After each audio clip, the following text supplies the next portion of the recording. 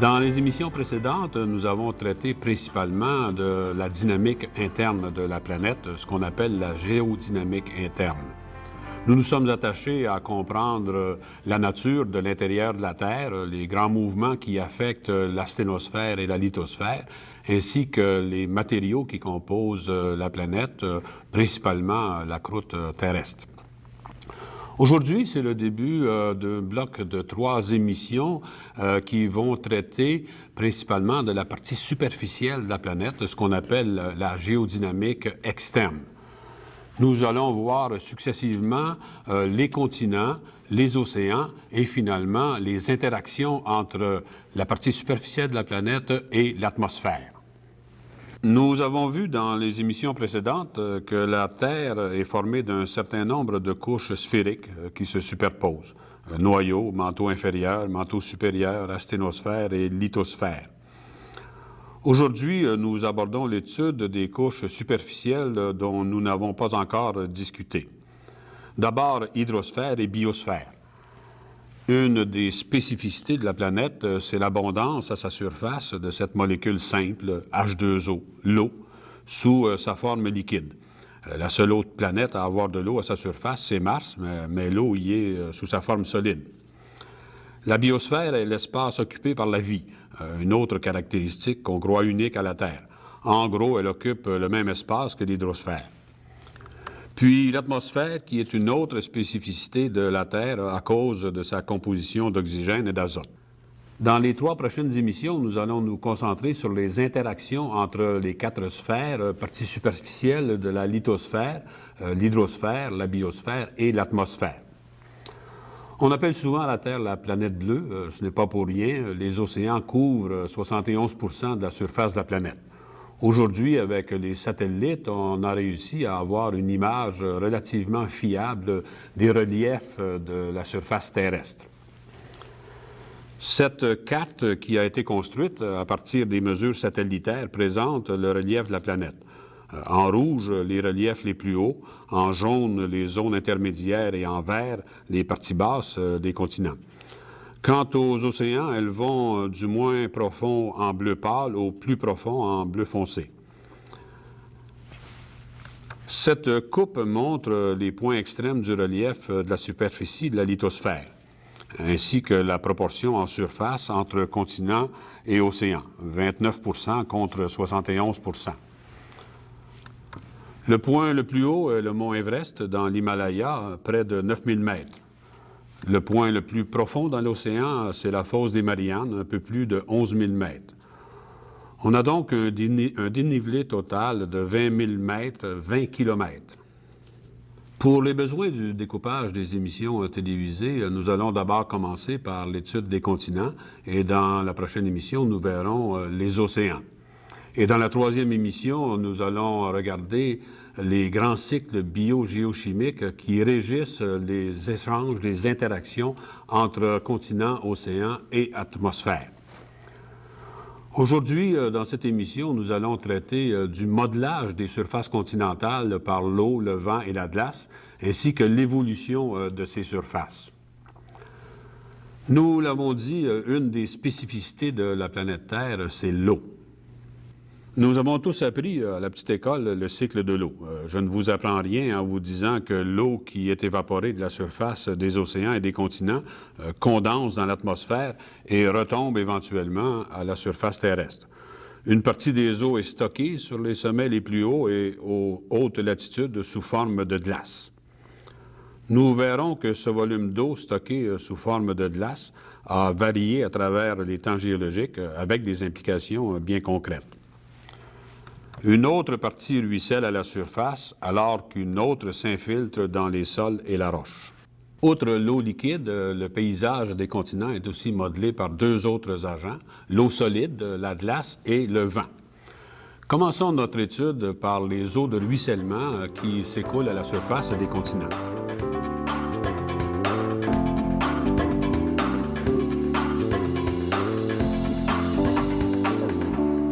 Les eaux de ruissellement sont en grande partie responsables de l'altération superficielle et de l'érosion des surfaces continentales. Rappelez-vous que dans la 5e émission, je vous ai dit que l'altération superficielle se faisait selon trois grands groupes de processus.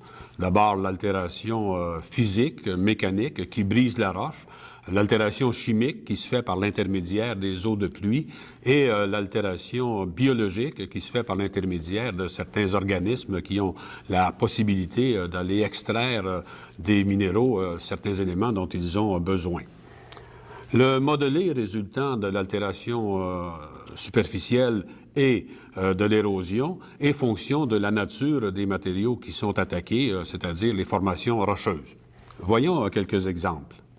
Nous sommes toujours fascinés par ces paysages littéralement ciselés par l'eau, comme le superbe canyon Bryce dans l'Utah. La structure des formations rocheuses va contrôler l'érosion.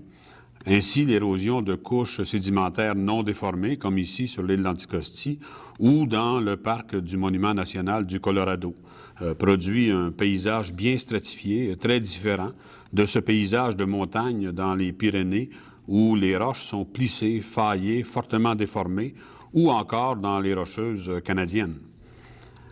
L'érosion des terrains granitiques ou métamorphiques, où la roche est massive, produit un autre paysage très différent. On peut bien voir ici, dans le Grand Canyon du Colorado, la différence de réponse à l'érosion entre des terrains de roches sédimentaires bien stratifiés et en dessous des terrains de roches métamorphiques, très massives, dans lesquels creuse la rivière. Certains paysages qui nous apparaissent comme des bizarreries de la nature ne sont en fait que l'expression de l'action combinée de l'érosion et du type de roche, comme par exemple ces buttes au pays des Navajos, essentielles à tout bon western, qui ne sont que des restants de l'érosion d'une couche sédimentaire horizontale qui était continue à l'origine. Il est intéressant de noter ici que ces buttes se trouvent présentement en pleine zone désertique où l'érosion par l'eau est insignifiante. Ce qui veut dire qu'autrefois, cette zone n'était pas désertique et qu'elle était soumise à l'érosion par l'eau. Ces houdous qui font figure de sentinelles protégeant la vallée sont le résultat de l'érosion de couches sédimentaires de dureté différente. La couche la plus dure forme aujourd'hui les chapeaux des sentinelles. Cette tourelle du canyon de Bryce, photographiée par tous les touristes, résulte de l'érosion et est vouée à s'écrouler, à moins que quelques directeurs de parc décident de la plastifier pour contrer l'érosion. Nos magnifiques pots de fleurs de Mingan ont été sculptés à même des couches calcaires horizontales. Ce piton représente en fait ce qui reste d'un volcan. C'est ce qu'on appelle un nec volcanique, le cou du volcan, c'est-à-dire la cheminée centrale formée de roches ignées très dures, plus dures que les roches environnantes, qui ont été plus facilement érodées. L'érosion différentielle qui se fait selon la composition et la structure des formations rocheuses permet, à l'aide de photographies aériennes, de mieux comprendre la géologie structurale et de dresser plus facilement des cartes géologiques. Voici une photographie aérienne d'une région des Appalaches. L'érosion différentielle a mis en évidence des crêtes de roches dures et des vallons de roches molles. Les couches de cette région sont très plissées, ce qui s'exprime par ces lacets qui correspondent aux crêtes de roches dures. C'est à partir de telles photographies que le géologue peut dresser une première ébauche de carte géologique qui guidera son travail d'observation sur le terrain. Le ruissellement des eaux de pluie se traduit par la formation de cours d'eau de toute taille qui vont aplanir les reliefs et conduire à la formation de ce qu'on appelle une pénéplaine. Dans les terrains élevés, on sait que les cours d'eau vont d'abord être étroits et présenter des chutes, des cascades et des rapides. On dit que le relief est jeune. Avec le creusement des cours d'eau, les chutes et cascades vont progressivement s'aplanir, le gradient de pente s'amoindrir et les cours d'eau vont peu à peu élargir leur vallée. Ils vont produire de plus en plus de sédiments et développer un parcours méandrique pour finalement construire une plaine d'inondation. Cette dernière se construit par l'apport constant de sédiments issus de l'érosion en amont et par l'étalement dans les vallées de ces sédiments durant les périodes de débordement dues aux crues. Avec le temps, le cours d'eau va atteindre son profil d'équilibre et il va cesser de creuser. Voilà une notion importante que nous allons maintenant examiner. Un cours d'eau ne pourra jamais creuser plus profondément que la surface de la masse d'eau dans laquelle il se jette, que cette masse soit un autre cours d'eau plus important, un lac ou, en bout de ligne, la mer. C'est ce qu'on appelle le profil d'équilibre du cours d'eau. Chacun des cours d'eau ici a son propre profil d'équilibre. L'échelle verticale est fortement exagérée pour les besoins de l'illustration. En fait, à l'équilibre, le gradient de pente du cours d'eau est très faible. Si on change le niveau de base qui contrôle le profil d'équilibre du premier cours d'eau, en supprimant le lac numéro 1 par l'érosion naturelle ou du creusage anthropique, le cours d'eau va se remettre à creuser jusqu'à ce qu'il atteigne son nouveau profil d'équilibre. À nouveau, si on supprime le lac numéro 2, le cours d'eau s'ajustera à son nouveau profil d'équilibre qui, ultimement, devient l'océan. Ceci est expliqué de façon peut-être un peu simpliste, mais ce qui est à retenir finalement, c'est que tous les cours d'eau vont creuser jusqu'à temps qu'ils atteignent leur profil d'équilibre. Et le profil d'équilibre ultime, c'est le niveau marin, ce qui signifie que les continents devraient normalement s'aplanir jusqu'à atteindre ce niveau marin. C'est de la théorie. En pratique, dans la nature, cette situation est rarement atteinte, ne serait-ce qu'à cause de la tectonique des plaques. D'une manière pratico-pratique, vous voyez que la modification de cours d'eau ou de surface d'eau lors d'aménagement par du creusement, par exemple, peut avoir des conséquences sur le drainage entier de toute une région. Mais il y a aussi la situation inverse au creusement. Par exemple, la construction de barrages sur un cours d'eau peut avoir des conséquences plus étendues que la simple inondation d'une région par le lac de barrage. Le niveau du lac de barrage constitue un nouveau niveau de base pour les cours d'eau qui se jettent dans ce lac, un niveau plus élevé. On risque donc l'envasement du cours d'eau dû à l'ajustement à ce nouveau niveau et ultimement l'envasement du lac de barrage lui-même. Les changements du niveau de base peuvent se faire aussi à l'échelle planétaire. Nous savons qu'à travers les temps géologiques, les niveaux marins ont fluctué. Ces fluctuations sont dues à deux causes principalement. D'abord, bien sûr, le stockage de glace au pôle, mais aussi les changements de volume de l'océan reliés à la tectonique des plaques. Durant les grandes activités de tectonique, par exemple, les dorsales océaniques vont se gonfler et donc changer le volume des océans. Un abaissement du niveau des mers entraînera donc, pour les continents, un changement du profil d'équilibre de ces cours d'eau.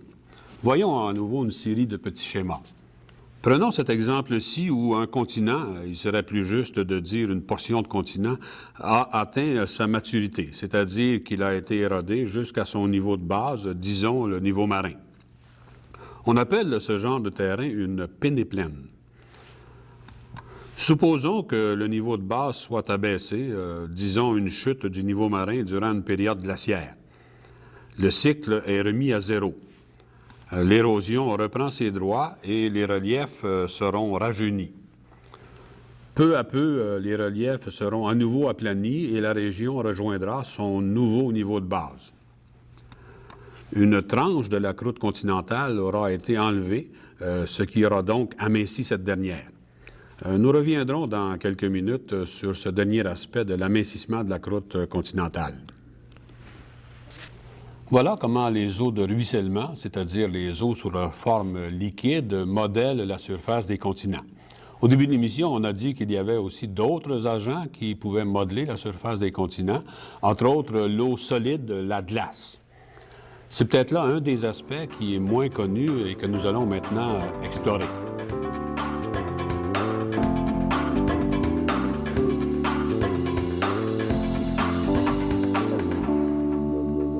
Je ne vous apprends rien en vous disant que lorsque les températures se situent sous les 0 degrés Celsius, les précipitations se font sous forme de neige. Cette neige s'accumule, se compacte, elle recristallise et finalement, elle se transforme en glace sous la couverture neigeuse. Dans les zones où les températures se situent à l'année longue sous les 0 degrés Celsius, il va se former de grandes accumulations de glace. On reconnaît deux types de ces grandes accumulations. D'abord, les grands champs de glace que l'on retrouve au pôle, qu'on appelle les calottes glaciaires ou les inlandices, et les glaces qui s'accumulent dans les hautes montagnes, qu'on appelle les glaciers alpins. Aujourd'hui, nous avons deux calottes glaciaires, la calotte de l'Antarctique et la calotte du Groenland. Les glaces couvrent présentement à peu près 10 % des surfaces continentales. La calotte de l'Antarctique est la plus grande et la plus épaisse. Elle couvre pratiquement tout le continent antarctique. Les forages faits à travers ces glaces par les Soviétiques, les Américains et les Français au site de Vostok, Bird et Dome C depuis 1968 ont permis de connaître l'épaisseur de la glace, comme le montrent ici les courbes d'épaisseur. À son centre, elle atteint une épaisseur de 4000 mètres, 4 kilomètres. C'est une énorme quantité de glace. En 1988, les forages soviétiques à Vostok ont montré que les derniers 2000 mètres avaient mis 150 000 ans à s'accumuler, soit un taux d'accumulation annuel de glace de 1,3 cm. Évidemment, cette glace s'écoule très lentement du centre du continent antarctique vers ses marges. L'autre calotte glaciaire, celle du Groenland, est un peu plus mince, 3000 mètres au centre. Des forages complétés en 1992 par un consortium de 8 pays européens ont montré qu'il a fallu 250 000 ans pour accumuler ces 3000 mètres, soit un taux d'accumulation semblable à celui de l'Antarctique de 1,2 cm par année. Cette masse de glace crée une surcharge énorme sur la croûte continentale. Compte tenu que la densité de la glace est 3 fois moindre que celle de la roche de la croûte terrestre, en simplifiant, on peut dire que d'ajouter 3000 mètres de glace sur le continent équivaut à ajouter 1000 mètres de roche. La lithosphère flotte sur la sténosphère, ce qui fait qu'en ajoutant cette surcharge, qui d'ailleurs s'ajoute de façon très rapide en un court laps de temps, donc, en ajoutant cette surcharge, il va se faire un enfoncement, une déprime de la croûte terrestre. C'est là un point important sur lequel je vais revenir. La seconde zone où s'accumule de la glace, c'est dans les hautes montagnes, dans la zone que l'on appelle la zone des neiges éternelles. Nous référons à ce type de glaciation comme les glaciers alpins, parce que c'est dans les Alpes que ce genre de glacier a d'abord été étudié et décrit. On utilise aussi d'autres termes comme glacier de montagne ou glacier de vallée qui réfèrent à la même réalité. Dans tous les secteurs montagneux au-dessus de la limite des neiges persistantes, l'eau va s'accumuler sous forme de neige puis se compacter en glace. Mais on ne va pas accumuler indéfiniment de la glace, puisque les zones d'accumulation ne sont pas confinées, comme sur ce schéma. La glace va s'écouler. Il peut paraître difficile de concevoir que la glace s'écoule, mais si on fait intervenir le facteur temps, la glace se comporte comme un matériau plastique, ou tout au moins semi-plastique. Le poids du matériel à la zone d'accumulation va initier, puis ensuite conduire l'écoulement de la glace en poussant sur toute la masse qui s'écoule. Évidemment, cet écoulement est lent. On cite les chiffres de 180 mètres par année pour les plus grands glaciers des Alpes et de 90 à 150 mètres par année pour des glaciers plus petits. Voici une bonne illustration des diverses parties d'un petit glacier alpin. On y voit bien la zone d'accumulation, plus blanche, la zone d'écoulement avec de nombreuses crevasses produites par l'écoulement et le front du glacier. Le glacier s'étendra sur une certaine distance. À une certaine altitude, les températures moyennes plus basses feront qu'il y aura fonte et évaporation au front du glacier. Si les températures annuelles moyennes et le taux de précipitation demeurent assez constants pour une période de temps suffisamment longue, disons des centaines d'années, il s'établira un certain équilibre entre l'alimentation, la vitesse d'écoulement, la fonte et l'évaporation au front, ce qui fait que le front du glacier demeurera stationnaire.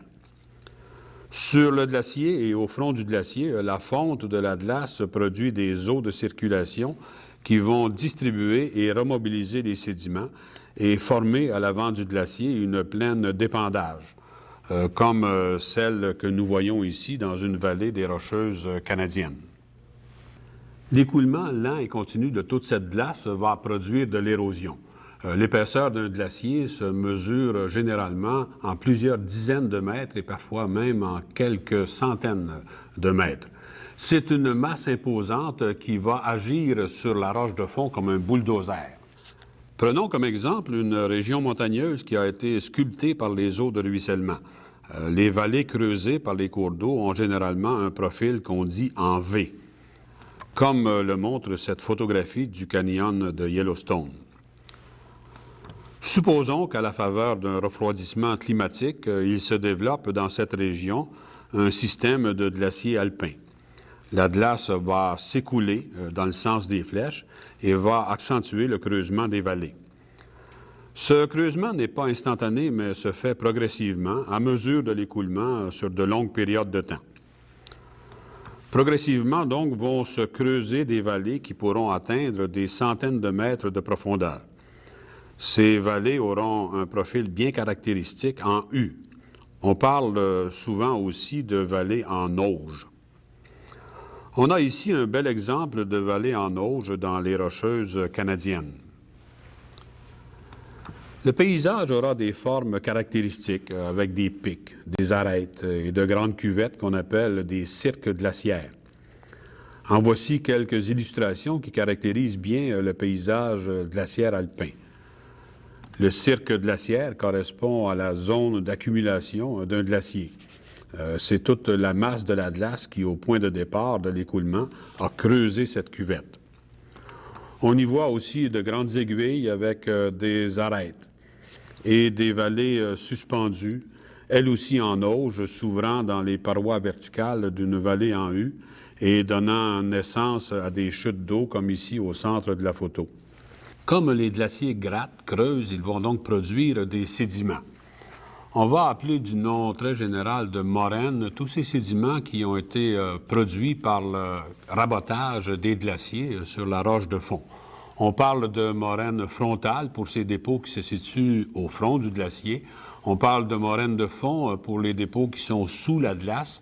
Et on parle de moraines latérales pour les dépôts qui ont été causés par le grattage des flancs de la vallée par le glacier.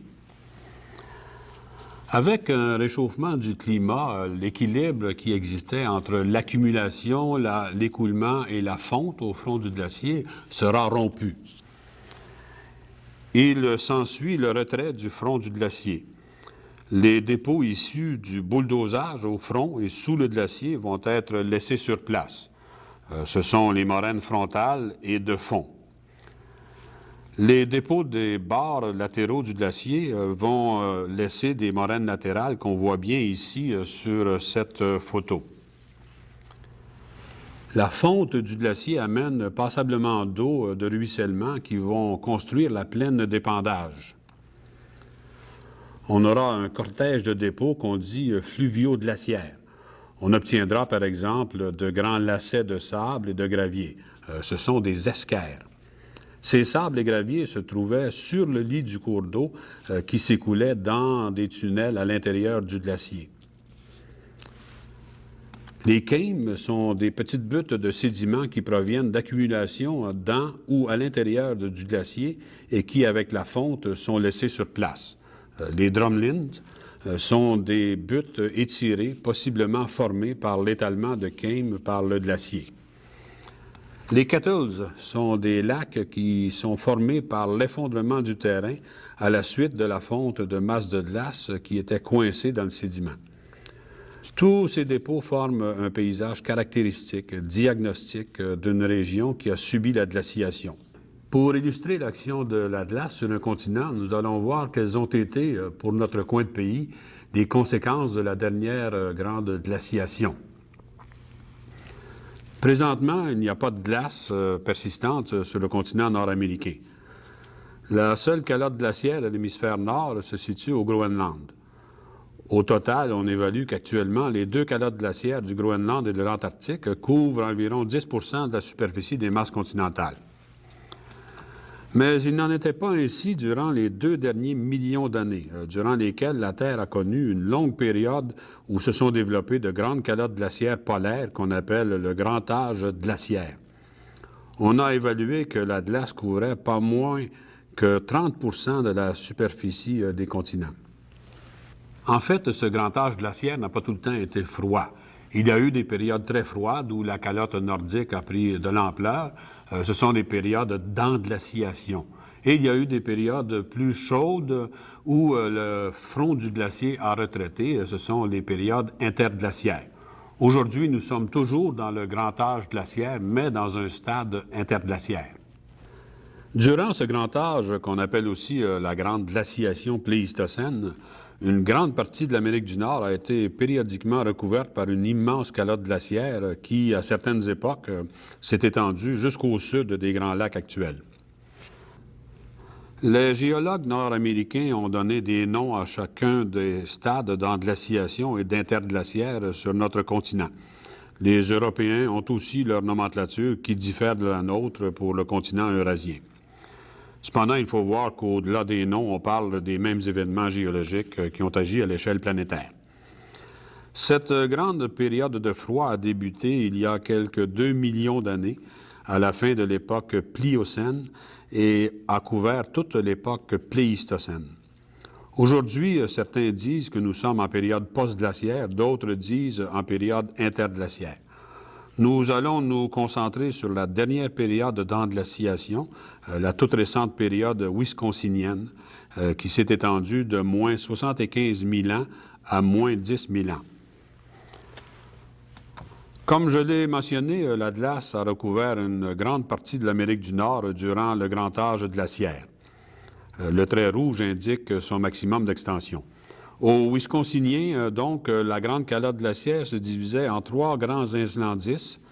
Le plus grand, l'inlandice laurentidien, l'inlandice de la Cordillère à l'ouest, puis les inlandices du Groenland et inuitiens au nord. On a évalué des épaisseurs de glace jusqu'à 5000 mètres, 5 kilomètres, à la hauteur de la baie du Thon, par exemple. Cette masse de glace a constitué un stockage des eaux terrestres très important, au point que le niveau marin s'est abaissé jusqu'à moins 135 mètres par rapport au niveau marin actuel. De plus, évidemment, la croûte continentale a subi une surcharge très importante. Quand on parle d'histoire géologique, on parle en millions et même parfois en milliards d'années. Les Grands Lacs canadiens, la mer de Champlain, le fleuve Saint-Laurent, ce n'est peut-être pas des structures qui sont si vieilles. Nous allons donc faire cette histoire, mais avant, pour mieux comprendre, je dois vous expliquer sur quelle sorte d'évidence les géologues se basent pour retracer cette histoire. On a vu que les glaciers laissent des dépôts sédimentaires reliés au bulldozage de la glace, comme les moraines frontales qui deviennent de bons indicateurs de la position du front du glacier. Par conséquent, avec de bonnes datations de ces moraines, on peut retracer les mouvements d'un front glaciaire. Par ailleurs, on sait que la charge du glacier déprime la croûte terrestre. Lors de la fonte, la remontée du terrain par rééquilibrage isostatique n'est pas instantanée, mais se fait graduellement, laissant une dépression à l'avant du glacier où viennent s'accumuler les eaux de fonte. Il se forme des lacs proglaciaires, en bordure desquels vont se déposer des matériaux lacustres. Ces dépôts sédimentaires, sable, gravier, boue, contribuent aussi à retracer l'histoire des mouvements du front glaciaire, pour peu qu'ils soient bien datés. C'est grâce à ces vestiges qu'on a pu retracer le retrait du front glaciaire de l'inlandis laurentidien durant le Wisconsinien, retrait qui est exprimé sur cette carte. Les lignes foncées marquent la position du front glaciaire et les chiffres associés indiquent les âges en milliers d'années. Le front glaciaire a commencé son retrait il y a 14 000 ans et le glacier était à toute fin pratique disparu il y a 6 000 ans. Voyons maintenant d'un peu plus près ce qui s'est passé dans notre coin de pays durant ces 12 derniers milliers d'années. La série de cartes qui va suivre relate cette histoire. Un mot d'abord sur la manière de lire ces cartes. On a indiqué comme point de repère, en trait gris sur la carte, le contour actuel de la baie James au nord, celui des Grands Lacs au centre, ainsi que celui du fleuve Saint-Laurent, du lac Champlain et du lac Saint-Jean à droite. En blanc, c'est l'Atlas, en bleu, les lacs proglaciaires. Les flèches bleues indiquent le sens de l'écoulement de l'Atlas et les flèches rouges, le sens du drainage des eaux de surface. Il y a 12 000 ans, donc, le front glaciaire avait amorcé son retrait, même si localement, il y avait encore quelques avancées mineures. De grands lacs proglaciaires s'étaient formés dans les dépressions laissées par la fonte du front glaciaire. Je vous rappelle que c'est grâce aux dépôts lacustres bien datés qu'on est en mesure de reconnaître qu'il y a eu ces lacs. Les géologues les ont nommés. Le grand lac Agassiz, un lac aujourd'hui disparu qu'on a baptisé du nom d'un grand géologue qui a énormément contribué à notre compréhension des phénomènes glaciaires, puis le lac Algonquin et les embryons des lacs Ontario et Erie. Tout le drainage se fait vers le centre du continent, c'est-à-dire vers le Mississippi. Ce qui est aujourd'hui la vallée du Saint-Laurent demeurait toujours recouvert de glace. À peine 200 ans plus tard, les lacs Agassiz et Algonquin sont toujours bien individualisés, malgré un avancé au front sud-ouest. Une situation nouvelle apparaît à l'est. Le front de glace a retraité au nord de ce qui est aujourd'hui la vallée du Saint-Laurent. La dépression au front de la glace se trouve sous le niveau de la mer et est par conséquent envahie par les eaux salées marines. C'est la naissance d'une mer dont vous avez tous entendu parler, la mer de Champlain. Pour la première fois, une partie du drainage se fait vers l'est, c'est-à-dire vers la mer de Champlain. Cette mer atteignait une centaine de kilomètres de largeur à son maximum dans ce qui est aujourd'hui la plaine de Montréal. Elle s'étendait jusqu'à la vallée des Outaouais, de laquelle partaient 2 bras d'eau douce. Plus à l'est s'étendait vers le nord un golfe d'eau salée, le golfe de la Flamme, dans ce qui est aujourd'hui la vallée du Saguenay et le lac Saint-Jean. Il y a 9000 ans, le front de glace se trouvait passablement plus au nord. Les grands lacs commencent à s'individualiser. Le lac Agassiz est toujours présent et il se forme un grand lac aujourd'hui disparu, le lac Ojibway. La croûte continentale se réajuste en remontant et la mer de Champlain commence à retraiter. Il y a 7800 ans, le front est encore plus au nord et la remontée de la croûte a pratiquement chassé la mer de Champlain et le golfe de la Flamme. Il ne reste qu'un cours d'eau qui assure le drainage vers l'est, c'est le fleuve Saint-Laurent, avec un grand lac, le lac Lamsilis, qui est l'ancêtre du lac Saint-Pierre. À l'ouest, le lac Agassiz est asséché. Il nous est connu aujourd'hui par les dépôts qu'il a laissés. L'eau salée marine entre par le nord pour envahir une dépression sous le niveau de la mer et former ce qu'on appelle la mer de Tyrrell, l'ancêtre de la baie du Thon. Il y a 6000 ans, la glace est loin de nos régions. Les grands lacs occupent leur position actuelle et le drainage se fait comme aujourd'hui, en partie vers le sud et en partie vers le Saint-Laurent. Vous voyez que la géographie actuelle n'a été formée que tout récemment. La mer de Champlain, le fleuve Saint-Laurent sont des structures qui sont jeunes, géologiquement parlant, bien sûr. Cette englaciation du Wisconsinien a laissé sa marque sur notre paysage géologique. Je vous ai dit qu'une des conséquences du développement d'une masse de glace sur la croûte continentale a été d'affaisser cette croûte. Une fois la glace disparue, cette croûte va se réajuster, c'est ce qu'on appelle une remontée isostatique. Bien sûr, cette remontée isostatique, elle est plus rapide immédiatement après la fonte de la glace, mais elle se poursuit toujours présentement. Voici une carte qui illustre les taux de remontée isostatique actuels sur le bouclier canadien et dans la vallée du Saint-Laurent. Ces taux sont indiqués en millimètres par année. Au centre du bouclier canadien, on a des taux qui atteignent les 10 mm annuellement, soit 1 cm. À l'autre extrême, s'il y a remontée sur l'ensemble du bouclier, il y a en réaction un enfoncement au pourtour avec des valeurs de moins 2 mm par année. Au niveau de la vallée du Saint-Laurent, le taux de remontée est de 2 mm par an. Ce qui signifie que si le mouvement se poursuit, nos terres auront remonté de 2 cm dans 10 ans et de 20 cm dans 100 ans. À moins que d'ici là, le niveau marin monte de 1 mètre, comme le prévoient les experts, et à ce moment-là, nous serons perdants. Nous venons donc de voir que les glaces peuvent devenir un élément très important dans le modelage des surfaces continentales. Nous verrons dans les dernières émissions que de grandes glaciations, comme celle dont on vient de parler, ont existé aussi durant les temps géologiques. Outre l'eau sous sa forme liquide et solide, il y a aussi un autre agent important dans le modelage des surfaces continentales, c'est le vent. C'est ce dont maintenant nous allons discuter.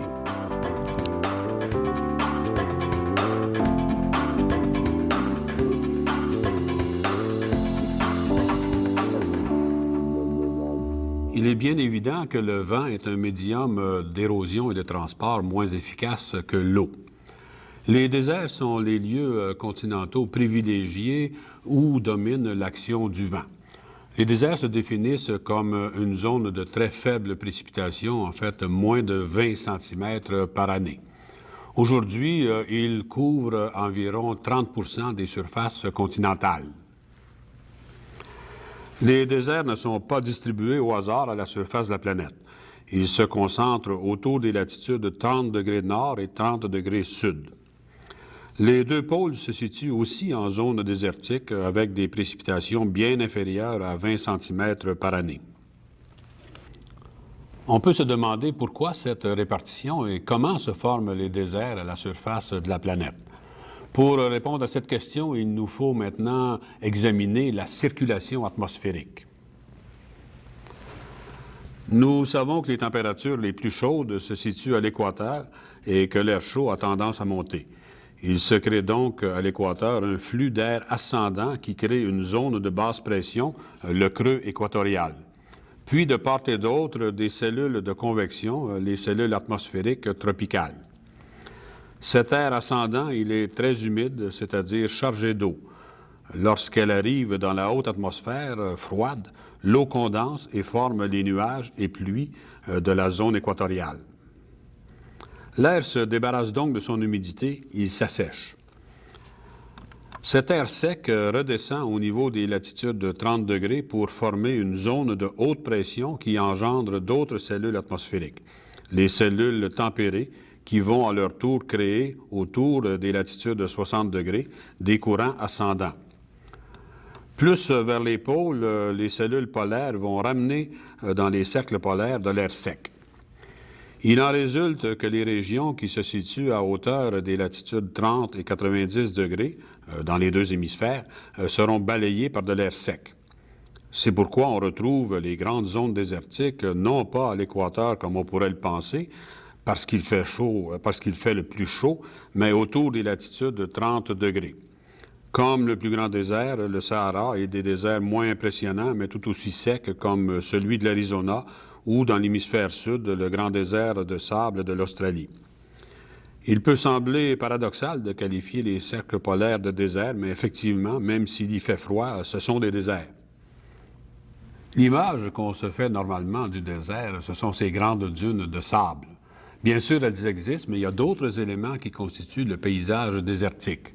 Il y a aussi le désert de roches. Peu de gens réalisent que, par exemple, le Grand Canyon du Colorado se situe dans le désert de l'Arizona. Vous descendrez jusqu'au fond du canyon, au bout de ce sentier, et vous verrez qu'il s'agit vraiment de conditions désertiques. Plein soleil, 45 degrés Celsius, avec un taux d'humidité de moins de 20 %. Cette image provient du Sahara, où on voit 4 des éléments importants du désert. Les formations rocheuses à gauche, le sable des dunes à l'arrière-plan, la plaine rocailleuse en avant-plan, et en prime, une oasis, une des belles oasis du Sahara ouest algérien, Tarit, là où Paul Bowles a écrit et situé l'action d'un thé au Sahara. Si le vent peut agir efficacement pour éroder et transporter les particules, c'est qu'il n'y a ni humidité ni végétation pour stabiliser ces particules. Le vent va donc balayer la surface du sol et va donc arracher des particules à ce sol. Les particules seront transportées selon 3 modes. Certaines seront roulées sur la surface, mais la plupart des sables se déplaceront par bonds successifs, ce qu'on appelle un transport par saltation. Les particules les plus fines seront mises en suspension et transportées sur de très grandes distances jusqu'au-dessus des océans, par exemple. C'est ce qu'on appelle des leus. Cette plaine rocailleuse qui forme ce qu'on appelle un pavage de désert, un reg en termes sahariens, se forme par la concentration des plus grosses particules que ne peut transporter le vent. Voici comment se forme un reg. Le vent entraîne les particules de la taille des sables, mais n'a pas l'énergie nécessaire pour soulever ou rouler les plus grosses particules. Ainsi, les plus grosses particules vont se concentrer progressivement à mesure de l'ablation des sables pour former finalement une sorte de pavage sur lequel les véhicules peuvent rouler à des vitesses surprenantes jusqu'à 100 km/h. Et plus, on n'a qu'à penser à ce fameux Paris-Dakar. Ces sables arrachés de la plaine s'accumulent en dunes qui, sous l'action continue du vent, migrent latéralement pour former des champs de dunes. Ils forment d'abord des dunes plus ou moins isolées, puis des amoncellements constitués de dunes superposées atteignant des épaisseurs de plusieurs mètres ou dizaines de mètres, et finalement ces mers de sable à perte de vue sur des centaines de kilomètres qu'on appelle au Sahara l'ergue, en opposition aux règles dont je viens de vous décrire la formation. L'action abrasive et érosive du vent fera évoluer le paysage du désert de roche au désert de sable. Elle aura un effet destructeur sur les massifs de roche qui vont progressivement diminuer de volume et céder la place au sable, comme le montrent ces photos, où on passe du désert de roche au désert dominé par les sables.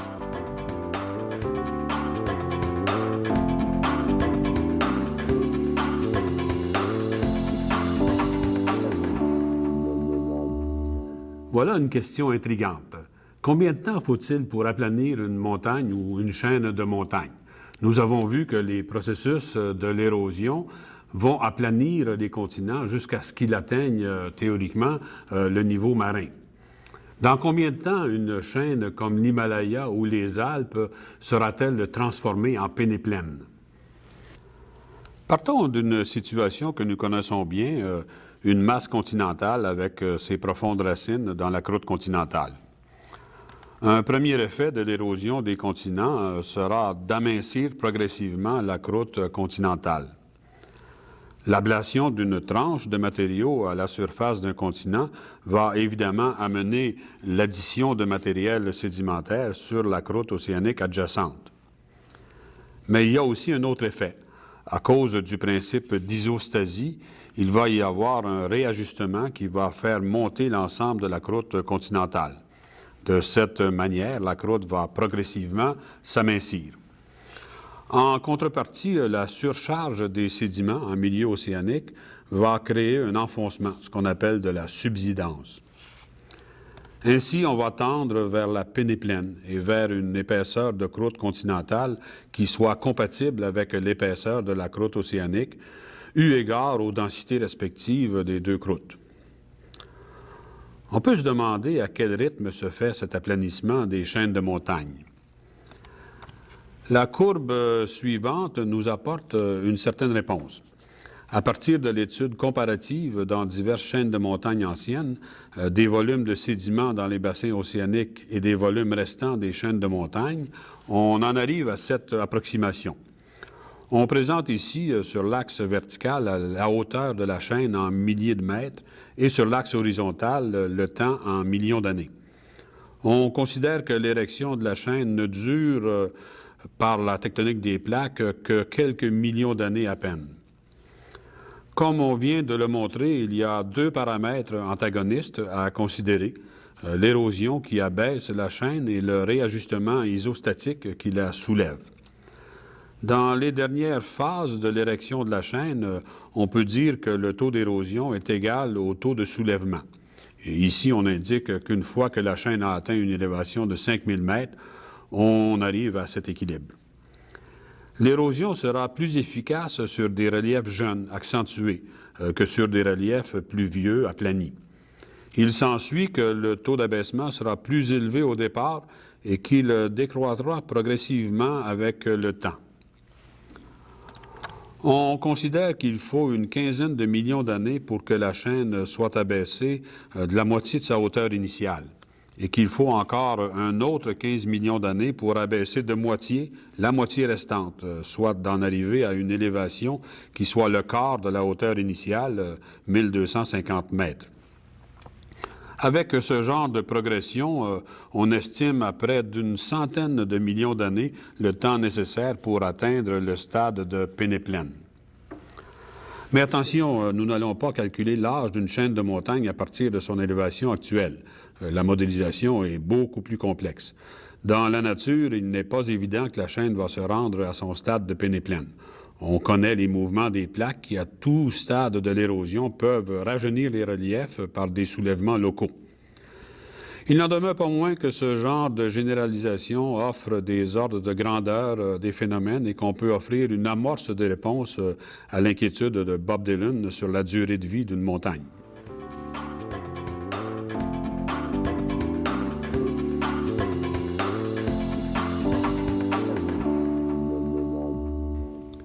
Entre continent et océan, il y a le littoral.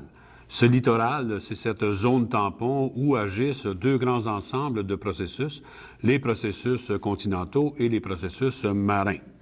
Tous les matériaux qui ont été érodés des continents vont se retrouver sur ce littoral.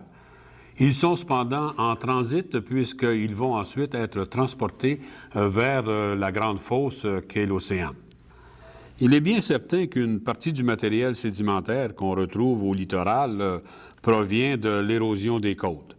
Mais en volume, le gros de ce matériel provient de l'érosion des surfaces continentales et est amené au littoral en des points bien spécifiques, les deltas, qui constituent la décharge des grands cours d'eau. Ces détritus sédimentaires sont redistribués le long du littoral par des courants littoraux. Une partie du matériel peut retourner au continent, arraché sur les plages par le vent et transporté pour former des dunes côtières. Mais le gros de ce matériel sera éventuellement apporté vers la haute mer de diverses façons, un sujet dont nous discuterons dans la prochaine émission. Mais revenons à nos deltas. Ceux-ci constituent des lieux d'accumulation sédimentaire impressionnants, tant en superficie qu'en épaisseur. Ils construisent de grandes plaines quelques dizaines de centimètres à quelques mètres au-dessus du niveau des mers. Ils constituent des écosystèmes très complexes et souvent très fragiles. Une grande tranche de la population mondiale vit sur les deltas. Voyons d'un peu plus près en quoi consiste cet appareil deltaïque. Cette vue en plan montre un grand cours d'eau qui vient se jeter en mer. Les sédiments dans le cours d'eau sont chenalisés, c'est-à-dire confinés au cours d'eau. Ils sont transportés souvent avec une vitesse assez importante. Lorsque la charge du cours d'eau arrive dans la mer, le courant perd son énergie et les sédiments se dispersent. Ils s'étalent sur une sorte de cône de forme triangulaire en plan, de là le terme de delta pour qualifier cette structure d'accumulation. Regardons les choses en coupe. Le cours d'eau apporte sa charge sédimentaire à la mer. La perte subite d'énergie entraîne un dépôt de la charge qui forme un premier lobe de sédiments. Progressivement, avec l'apport continu de matériel, le delta va avancer. On dit qu'il prograde. Il va empiler des quantités énormes de sédiments. Le delta du Mississippi, par exemple, a déposé 4000 mètres de sédiments durant le dernier million d'années, soit un taux d'accumulation de 4 mètres par 1000 ans, ce qui est énorme en temps géologique. Il a avancé à la hauteur de Nouvelle-Orléans de près de 100 km en 5000 ans. L'avancée construit donc une vaste plaine qui se maintient à peu près à la hauteur du niveau marin, de là l'origine de ces marais qui, par exemple, caractérisent la plaine deltaïque de la Louisiane, les fameux bayous. Voici un exemple de plaine deltaïque sur la côte ouest australienne, à peine plus élevée que le niveau marin, avec les chenaux méandriques qui apportent et redistribuent les sédiments. C'est au front du delta que se déposent les sédiments plus grossiers, sables et graviers, amenés par le cours d'eau principal ou ses tributaires. On appelle ces sédiments la charge de fond, car ce sont les sédiments qui sont transportés sur le fond des cours d'eau. La charge de suspension, cette portion des sédiments qui est maintenue en suspension pour une certaine distance et qui se dépose un peu plus loin par décantation, vient former ce qu'on appelle le prodelta, c'est-à-dire en avant du delta. Ces sédiments fins sont gorgés d'eau et forment des pentes assez fortes. C'est là une situation propice au glissement de terrain sous-marin qui, entre autres, cause énormément de problèmes aux plateformes de forage pétrolier ancrées sur le delta du Mississippi. L'édifice deltaïque comptera 3 grandes zones: la plaine deltaïque, le front deltaïque et le prodelta. Ça fait quelques fois que je vous cite en exemple le delta du Mississippi. Bien, prenons-le comme exemple pour voir ce qu'est en réalité un delta. Le bassin de drainage du Mississippi est immense. En gros, il couvre tout le centre du continent nord-américain, au sud des Grands Lacs, entre à l'ouest la chaîne des Rocheuses et à l'est la chaîne des Appalaches. Tout le matériel érodé dans ce bassin se ramasse en un seul point, le delta du Mississippi, dans le golfe du Mexique. Ce système fonctionne depuis quelques millions d'années, pas surprenant que le delta ait accumulé des masses énormes de sédiments et qu'il ait construit une vaste plaine qui fait plus de 400 km de large sur quelques 200 km de long au sud de Bâton-Rouge. On estime que cette plaine forme 40 % de la surface de tous les marais des États-Unis. En fait, ce delta a une histoire complexe. Il ne s'est pas formé en un seul lobe, comme le modèle simple que je vous ai expliqué. Il s'est formé par une succession de lobes qui ont changé de place au gré du changement de cours du Mississippi. Le lobe actuellement actif, c'est-à-dire là où se font les dépôts présentement, se trouve au sud-est de la ville de Nouvelle-Orléans. On l'appelle Birdfoot, la patte d'oiseau, en raison de sa forme. Mais le premier lobe s'est formé beaucoup plus à l'ouest. Le second lobe s'est formé à l'est du premier, et ainsi de suite pour les autres lobes jusqu'au 7e, le lobe présentement actif. On a donc obtenu une structure complexe dans laquelle les lobes se superposent et s'entrecoupent. Si on connaît si bien cette histoire, c'est pour des raisons bien pratiques. Le delta contient plusieurs champs de pétrole et les géologues avaient besoin de bien connaître son histoire pour définir leur stratégie d'exploration. Une bonne partie des sédiments déposés sur les deltas est redistribuée le long du littoral. Cette redistribution se fait par des courants littoraux qui sont des courants parallèles à la côte. Les vagues engendrées en mer par le vent sont responsables de la création de ces courants. En effet, lorsqu'elles frappent le rivage avec un certain angle, ce qui est le plus souvent le cas, elles empilent l'eau qui devra donc se déplacer dans le même sens que la propagation de la vague, mais parallèlement au rivage. Ces courants littoraux transportent continuellement les sables de la plage. Pour une région donnée, disons un tronçon de plage, il peut s'établir sur une période de temps assez long un certain équilibre dans le transport littoral. Il va entrer autant de sédiments qu'il en sort. Cet état d'équilibre se maintiendra aussi longtemps qu'on ne modifiera pas les conditions. Bien sûr, ces conditions peuvent être modifiées par la nature elle-même, mais bien souvent, elles le sont de façon anthropique. L'aménagement du territoire côtier ne doit pas être fait à la légère. 2 petits exemples pour vous illustrer la chose. L'installation d'une jetée, par exemple, par quelqu'un qui souhaite protéger son bout de plage des vagues peut avoir des conséquences indésirées. Dans ce cas, il y avait un équilibre entre les entrées et les sorties de sable et surtout une certaine constance dans le transport littoral. La jetée vient bloquer le transport du sable et amène de l'accumulation en amont de la jetée. Mais ce sable, il n'est plus apporté en aval de la jetée, créant ainsi un déficit et laissant libre cours à l'érosion. Un autre exemple semblable où la construction d'un brise-lames fait en sorte qu'à l'ombre du brise-lames, il n'y aura plus de vagues, donc plus de courant, plus de transport et de l'accumulation. Mais un peu plus loin, les vagues vont régénérer le courant qui se chargera de transporter la plage. Voilà, nous venons de voir l'évolution des surfaces continentales sous l'action de l'eau, de la glace et du vent, ainsi que le littoral, cette zone tampon qui se situe entre continent et océan. La semaine prochaine, nous attaquons le sujet des océans. Nous reviendrons sur la topographie des fonds océaniques et nous porterons notre attention sur les matériaux des océans, en particulier ces matériaux qui sont produits par la vie qui y prolifère. Nous étudierons aussi un sujet important qui est la circulation océanique. D'ici là, je vous invite à consulter le site Internet comme à l'habitude. Vous y trouverez un traitement plus en profondeur de ce que nous avons vu aujourd'hui et vous y trouverez aussi des compléments, entre autres un historique sur les forages dans les calottes glaciaires. À la prochaine!